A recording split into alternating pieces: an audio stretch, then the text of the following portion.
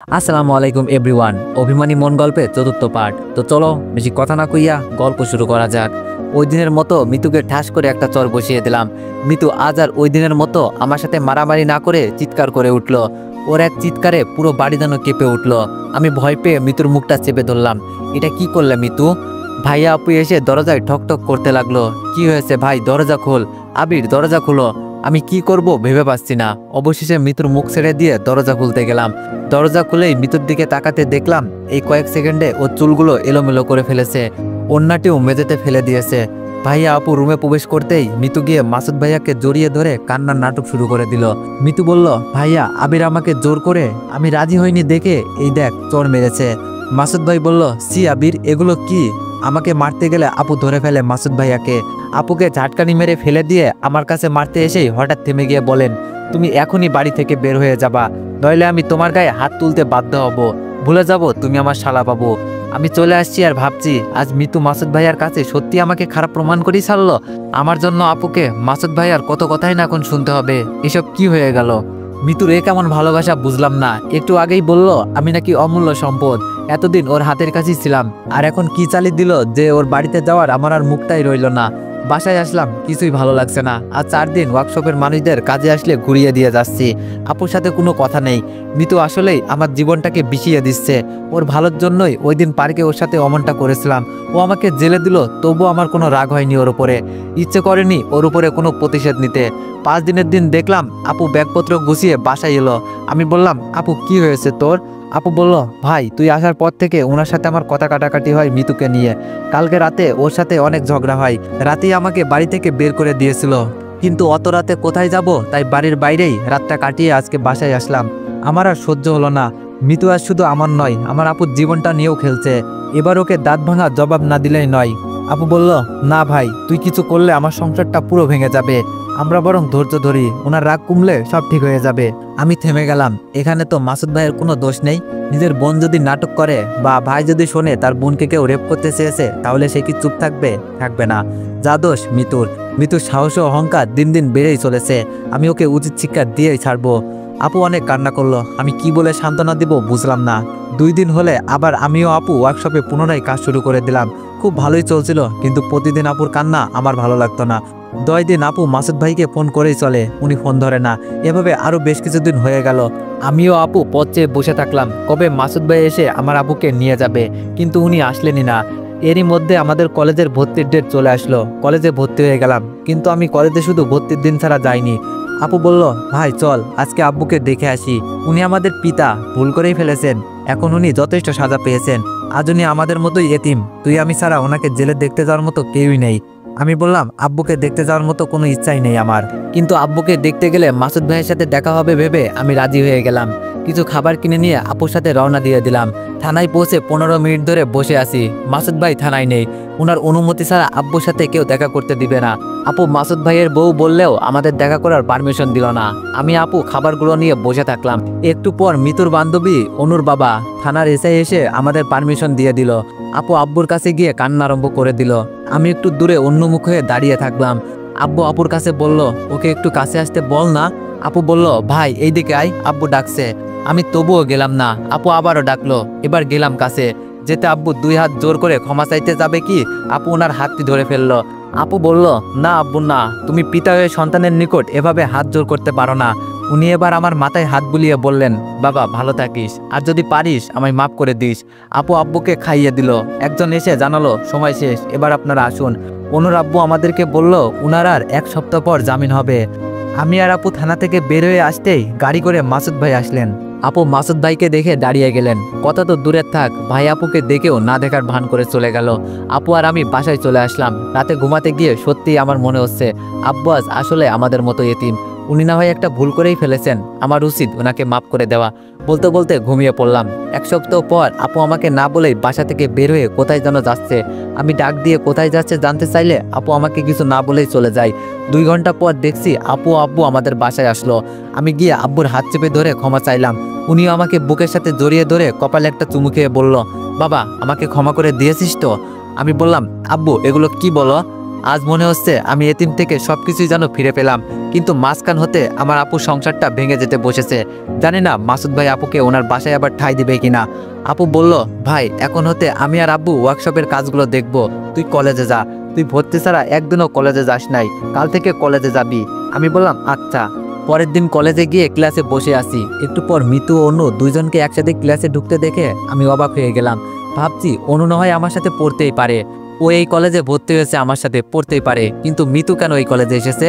একটু পর স্যার ক্লাসে আসলেন, নাম কল করলে মিতু প্রেজেন্টও করলো। আমি আবারও অবাক হয়ে গেলাম, মিতু ফেল করেছে, কিভাবে আবার আমাদের সাথে পড়তে পারে? স্যার চলে গেলে অনু আমার কাছে এসে গল্প করতে লাগলো।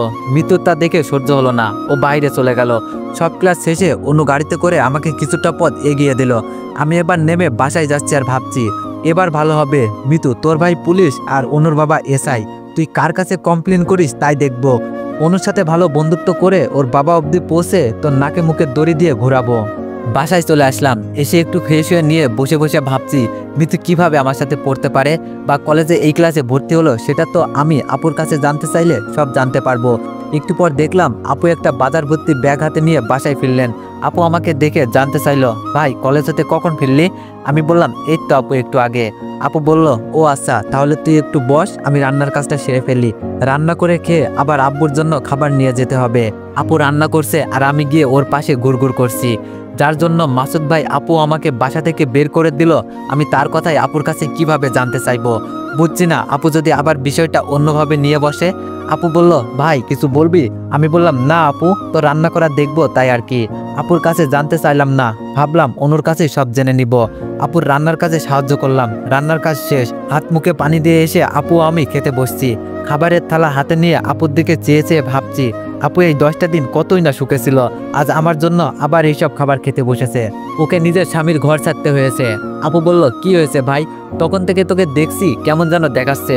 আমি বললাম, আপু আমার জন্যই আজকে তোর এই অবস্থাটা হলো, আমার জন্যই আজকে তোকে বাসায় এসে এইসব খাবার খেতে হচ্ছে। আপু বলল, তোর জন্য কেন হবে ভাই, আমার ভাগ্যে এইসব লেখা ছিল তাই হয়েছে। আর বাসায় যখন আমি এমনি বেড়াতে আসতাম তখন কি আমি এইসব খাবার খেতাম না বল? ওনার রাগ হয়েছে, রাগটা কমলেই দেখবি আমাকে নিতে আসবে। ভাই তুই এইসব ভাবিস না, খেয়ে নে তো। কোথায় আমি আপুকে সান্ত্বনা দিব তা নয়, আপুই আমাকে উল্টো সান্ত্বনা দিয়ে বসলো। খাওয়া দাওয়া শেষ করে আপু আব্বুর জন্য খাবার নিয়ে যাবে কি? আমি বললাম, আপু তুই সকাল থেকে কাজ করে বাজার করে বাসায় ফিরলি, রান্না করে আবার এখন আব্বুর জন্য খাবার নিয়ে যাবি? বরং আমি আব্বুর কাছে খাবার নিয়ে যাচ্ছি, তুই এখন ক্লান্ত, একটু বিশ্রাম কর। খাবারগুলো একটা ব্যাগে করে নিয়ে আমি রাস্তা দিয়ে আসছি, পিছন থেকে একটা গাড়ি এসে বারবার হর্ন বাজাচ্ছে। আমি রাস্তার এক পাশে চলে গেলেও তাও গাড়িটি বারবার হর্ন বাজাচ্ছে। পিছন ফিরে বলতে লাগলাম, গাড়ি যাওয়ার মতো যথেষ্ট জায়গা আছে তো, তবুও পিছনে পিছনে এসে এমন হর্ন বাজাচ্ছেন কেন? সমস্যা কি আপনার? একটু খেয়াল করে দেখলাম, আরে এটা তো অনু। অনু বলল, কি ব্যাপার আবির, মাথা গরম যে? এমনিতেই একটু দুষ্টামি করছিলাম আর কি। আমি বললাম, ও বুঝলাম। অনু বলল, কোথায় যাচ্ছ আর ব্যাগে কি? আমি বললাম, আব্বুর কাছে খাবার নিয়ে যাচ্ছি। অনু বলল, ও এসো আমি এগিয়ে দিচ্ছি। আমি বললাম, না আমি হেঁটেই চলে যাব। অনু বলল, আরে আমি তো ওই দিক দিয়েই যাব, আসো তো। উঠে পড়লাম গাড়িতে। অনু বলল, আচ্ছা আবির, খাবার দেওয়ার পর তোমার কি ওইখানে কোনো কাজ আছে? আমি বললাম, না কাজ তো নেই। অনু বলল, তাহলে চলো না, খাবার দিয়ে এসে আমরা একটু গাড়িতে করে ঘুরি। আমি বললাম, না এইসব কি বলো তুমি, সবাই দেখলে কি বলবে? অনু বলল, কি বলবে, আমরা তো বেস্ট ফ্রেন্ড, আমরা তো একসাথে ঘুরতেই পারি। আমি ভাবছি আমি আবার অনুর বেস্ট ফ্রেন্ড হয়ে গেলাম কবে থেকে। অনু বলল, প্লিজ প্লিজ চলো না। আমি ওর কথায় রাজি হয়ে গেলাম। আব্বুকে খাবার দিতে আমি ভিতরে গেলাম, ও গাড়ি নিয়ে বাইরে দাঁড়িয়ে থাকলো। খাবার দিয়ে আব্বুকে বলে ক্যাশ হতে কিছু টাকা নিয়ে আসলাম, কেননা টাকা তো লাগতেই পারে। গাড়িতে এসে বসলাম, অনু আর আমি অনেকক্ষণ ঘোরাঘুরি করলাম। ও বলল, চলো এবার আমরা কিছু খাবো। এক দামি হোটেলের সামনে অনু গাড়ি দাঁড় করালো। আমি বললাম, অনু আমি না খেয়ে এসেছি, আজ না খাই অন্য একদিন খাবো। অনু বলল, মানুষ কি শুধু খেতেই খেতে দেয় নাকি? আমি বললাম, তাহলে? অনু বলল, চলো গেলেই বুঝবে। অনু আগে আগে আর আমি ওর পেছনে পেছনে গিয়ে হোটেলে ঢুকলাম। অনু ওয়েটারকে ডেকে অর্ডার করা শুরু করে দিল। এতক্ষণে বুঝলাম ও কেন আমাকে লিফট দিল, ও হোটেলে নিয়ে আসলো। আর কারণটা কি? আমাকে বলল, তুমি কি খাবে? আমি বললাম, একটা কিছু অর্ডার করে দাও, কফি হলেও চলবে। আমি বললাম, আচ্ছা অনু, তোমাকে একটা কথা বলার ছিল। অনু বলল, বলো। আমি বললাম, আচ্ছা আমার জানা মতে মিতু তো এক সাবজেক্টে ফেল করেছে, ও কিভাবে আমাদের সাথেই পড়ছে? অনু বলল, কেন তুমি জানো না? মিতু আইসিটিতে 2 মার্কের জন্য ফেল এসেছিল, পরেও বোর্ড চ্যালেঞ্জ করেছিল, কোনো রকমে পাশ করেছে আর কি। আমি বললাম, ও আচ্ছা। অনু বলল, আবির আমরা তো বেস্ট ফ্রেন্ড, সো আমরা তুই করেই বলতে পারি, তোমার কি কোনো সমস্যা হবে? আমি বললাম, আরে না, সমস্যা কেন হবে? অনু বলল, থ্যাংক ইউ, নাও এবার খাওয়া শুরু করো, সব খাবার আমাকে ঢেলে দিয়ে।